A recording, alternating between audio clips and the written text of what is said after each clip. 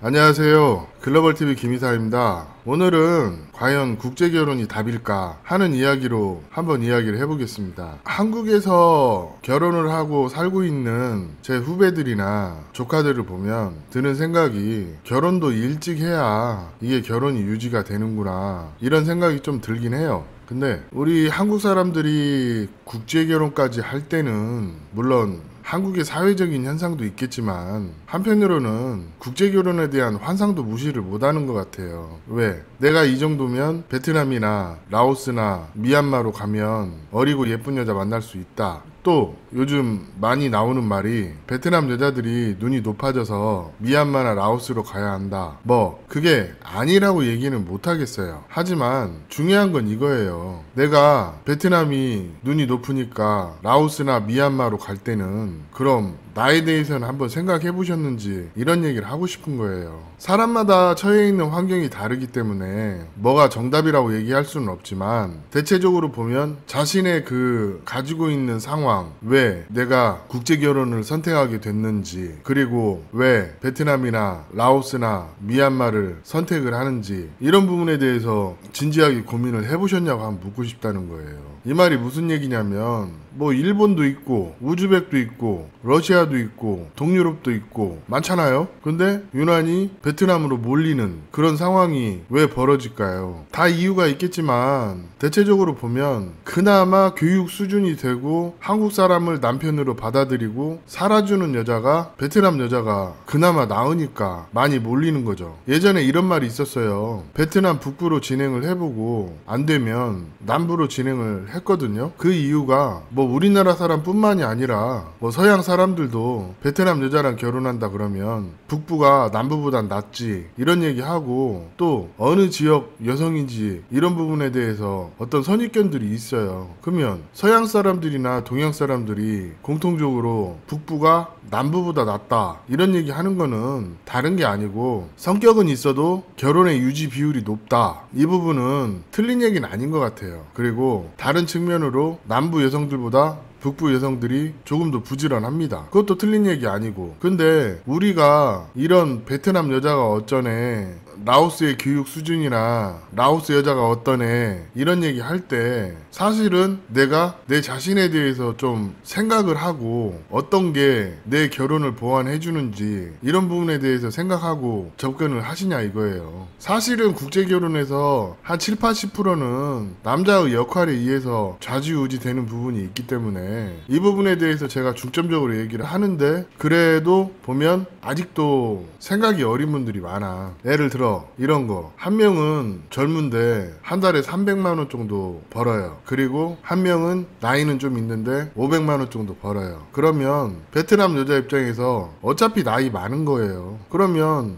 특출나게 잘생기지 않는 이상 고만고만하다면 좀 더 잘 벌고 어떤 소개의 안정성이 있는 그런 선택을 하겠죠. 그건 마찬가지 아닐까요? 제가 국제결혼 중개업체에 나오는 여자보다 지인 소개가 좀 낫다고 하는 거는 뭐냐면 그래도 아는 사람은 이 사람이 어떤 여자인지 좀 추문을 떠서 알아볼 수가 있는 그런 측면이 있고 또 사실 중요한 거는 이게 국제결혼이 진행이 되려면 어떤 결혼에 대한 생각을 교환하고 이런 서로 원하는 기준이 일정 부분은 충족이 될 때 서로에 대한 불만이 없이 결혼이 되는 거예요. 근데 업체를 통해서 하면 결혼을 시키기 위해서 다소 무리한 통역 내지는 말장난이 있을 수 있기 때문에 이런 부분들이 문제가 되는 것이고 또 일반적으로 정상적으로 결혼을 진행하는 커플들은 만나기 전에 적어도 한 달 전, 두 달 전부터 어떤 이쪽 집안의 의견 아니면 저쪽 집안의 의견 이렇게 반영을 해서 서로 어느 정도 합의를 하고 결혼을 진행을 하기 때문에 이런 경우에는 대체적으로 무난하게 결혼이 진행이 된다는 거죠. 쉽게 얘기하면 지인 소개는 어떤 결혼 비용이나 이런 부분이 오가는 와중에 서로 안 맞으면 그냥 만남 자체를 안 갖는 그런 케이스가 많단 말이에요. 근데 업체 결혼은 그런 것들이 많이 생략이 되고 그러다 보니까 양쪽이 불만을 가질 수도 있죠. 이런 부분들이 어떻게 보면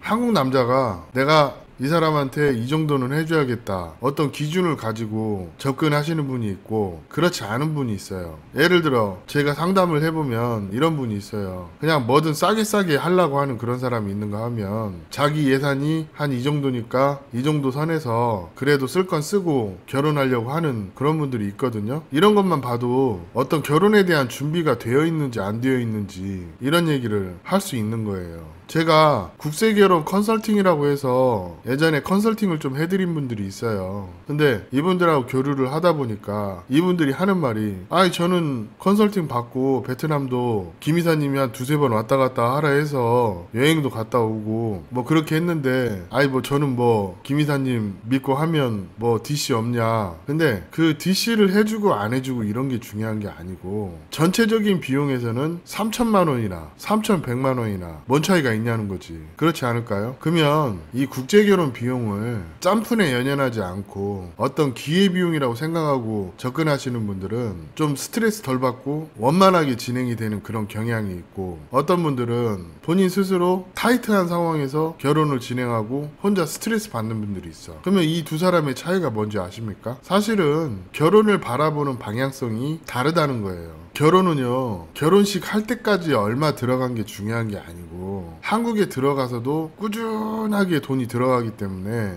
내가 가진 급여, 그리고 내가 가진 예산, 그 다음에 앞으로 어떻게 살아갈 것인지 이런 부분에 대한 준비, 내가 급여가 좀 적으면 월세라도 안 들어가게끔 부모님의 도움을 받아서 전세라도 만들어 놓는다든지, 아니면 국제결혼 하시는 분들 중에 한 40대 넘어서면 뭐 서울에 집을 갖기는 어렵지만 지방에 집이 있는 그런 분들도 있거든요. 그러면 그런 사람들은 그냥 생활비만 들어가면 되니까 아무래도 국제결혼 진행할 때 좀 여유가 있겠죠. 근데 결혼도 해야지, 집도 얻어야지, 한국에 아내가 오면은 생활비도 충당해야지, 월급도 빠듯하지. 그러면 그 본인 스스로 감당할 수 있는 여자를 만나려고 생각을 해야 돼요. 하나 확실한 거는요, 여자가 예쁘고 어리고 그러면 착한 것과 별개로 좀 더 들어가는 부분은 있을 수가 있어요. 근데 이런 부분에 대해서 어떤 결혼에 대한 기대치라고 하거든요. 아니면 결혼에 대한 요구치, 이런 것들이 어떤 상호작용에 의해서 결정되는 그런 부분이 있단 말이에요. 뭐 예를 들어 이런 거, 얼마 전에 어떤 구독자님이 한번 연락이 왔는데 신부가 의사 집안의 딸이래요. 근데 그 신부가 의사는 아니잖아요.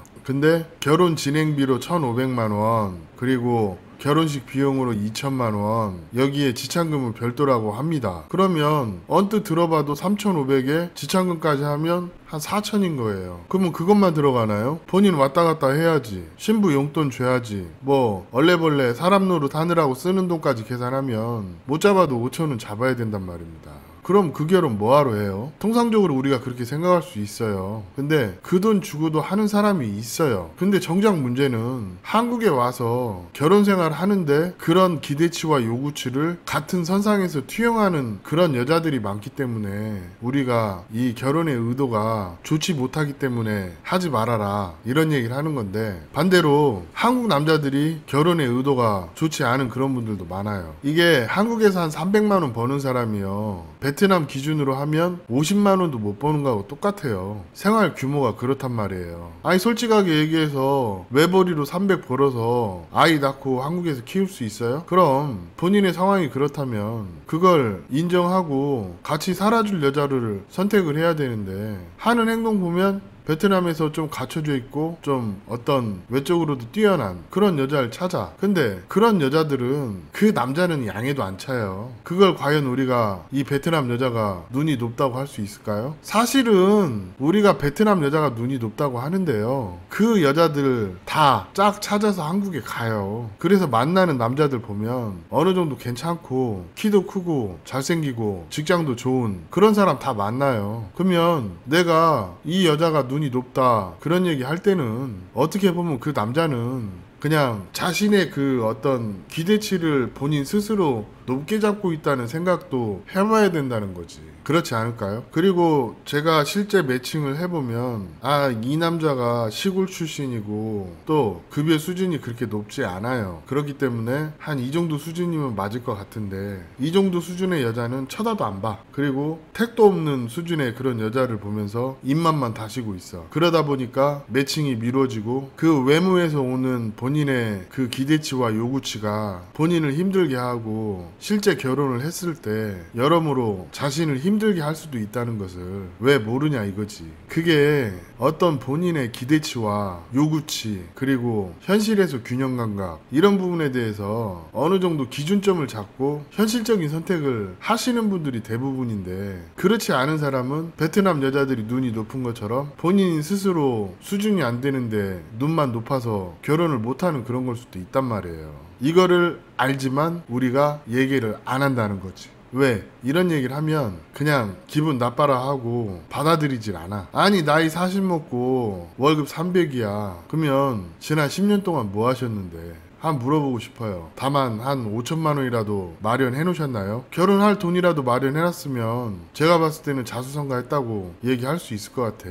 근데 사실 국제결혼 서류를 진행을 해보잖아요. 그러면 소득금액 증명원이 3천도 안 나오시는 분이 반절 이상이에요. 겨우 턱걸이에서 결혼하셔요. 본인이 뭐 버는 건 1억 벌고 2억 버는데 소득금액 증명원은 뭐 한 2천만 원 3천만 원 나올 수도 있어요. 근데 그건 사업 소득인 거고 수입이라는 거는 그 사업에서 제할 거 다 제하고 실제 떨어지는 수익을 생각을 하셔야 하잖아요. 근데 사업하신다면서 그런 거에 대한 개념도 없는 분들이 있어. 그럼 설명을 해주면 알아듣는 것 같으면서도 못 알아들어. 이게 어떤 수입 부분만 이런 얘기를 하는 게 아니에요. 국제결혼 하시려면 일단 내 수입이 얼만지, 그리고 내가 한 달에 어느 정도 쓸 수 있는지, 결혼식 비용으로는 얼마를 쓸 수 있는지, 집은 어느 정도 선에서 얻을 수 있는지, 그리고 결혼하고 나면 와이프한테 생활비 얼마 줄 건지, 이런 부분까지 구체적으로 계획을 세우고 하셔야 돼. 결혼하시는 분들 중에 상당수가 와이프한테 생활비 150만 원도 못 줘요. 그러면서 하는 말이 아니 무슨 결혼하고 와이프한테 생활비를 100만 원 150만 원씩 주냐, 그럼 결혼 생활 못한다, 그런 분들이 많거든요. 근데 이런 분들이 몇 년 못 가고 이혼해요. 왜? 이게 그 내가 생각하는 상식과 상대방이 생각하는 상식이 좀 다를 수는 있어요. 근데 기혼자들이 공통적으로 얘기하는 어떤 평균치를 얘기해 주는데도 그걸 본인이 못 받아들이는 거는 그냥 스스로 낙오되는 거지.